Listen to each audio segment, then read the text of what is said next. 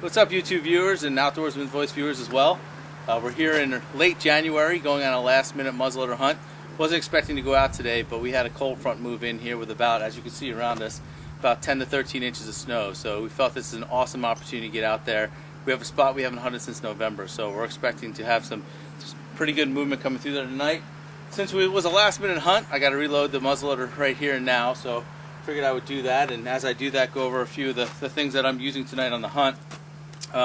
For me, recently this year, I switched over to a powder opposed to the pellets. I'm using the Blackhorn 209, so I have my 209 powder already put in place here. Just gotta carry this into the field with me, as well as a measure. So I'm using 110 grains. So this measure is already set up for 110 grains of powder. So I just have to quickly put some powder in here. Get this going. I always fill it up a little bit extra. That way I know I get a solid 110 grains for consistency, shot after shot. So I'll just close that up. And I'll tilt my barrel here a little bit forward, just to bring it in as I go up, just to make sure I'm not spilling any. Give it a few extra taps just to make sure I get all the powder in there.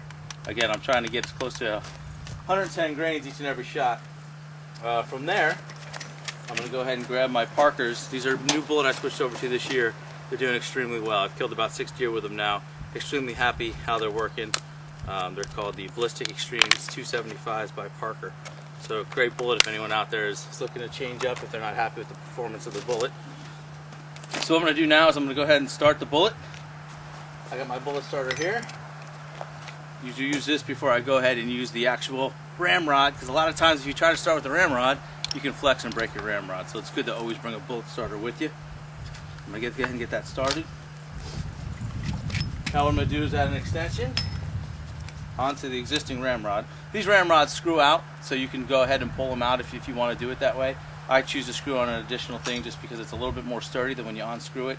It gets a little bit of flex there. So now what I need to do here is just seat the bullet. I actually have a handle here so I don't kill my palm. And I'll go ahead and I'll slowly go down until I feel it hit right there, and I won't push too much more, right, because the bullets I'm using have a plastic tip, so I don't want to deform them. So a good tip here is if you're not familiar with your gun or exactly how far down it is, because it's truly important that you get your bullet seated on the powder and there's no space in between, is to mark your ramrod so you know exactly how far down it needs to be when it's loaded. It's just a tip that helps you go, especially if you're in the heat of the moment and you're lucky enough to get a second shot off, which as you can see is not that easy with a muzzleloader, but it's a good point of reference to know in a rush if you're really truly loaded or not. So that's basically it. We're loaded and ready to go. There's one extra thing I like to do personally. This is called an inline. So this new type of muzzleloader, I mean they've been out for a while, but some guys use the hammer guns or flintlocks. But for the inline, they're pretty good at keeping moisture out. So that's a big advantage of them. We can come out in bad weather and hunt. But there's still a front loader, and there's still the ability to get moisture down your barrel. So one of the things that we do is we go ahead and we take some electric tape and we go ahead and we put it over the end of the barrel. This way we know for sure that nothing's getting in our barrel, going to wet our powder, so we shouldn't have any issues with shot. You don't have to worry about it. It doesn't do anything to the gun. It doesn't change accuracy. It's not dangerous. In fact, the electric tape usually blows off with the pressure of the bullet coming out way before the bullet ever gets there. So that's a good tip if you've had problems in the past, to go ahead and put some tape over the muzzle. Now if I can only find where the beginning of this tape is, we'll be in real good shape. There it is. So I'm just going to take a piece like that. We'll break it off. We'll put it on the barrel. I'm just going to make it nice and tight. Slap it along the sides. Flatten it out. And there we go. We are ready to go in the woods and hopefully get one of these nice bucks coming in looking for some food in this cold weather. So stay tuned and look forward to what happens tonight. So here we are, late January, central New Jersey. It's a muzzleloader season. We just got hit with a big snowstorm. Cold front moved in. It's been in the single digits in the morning. It's up to probably the teens right now.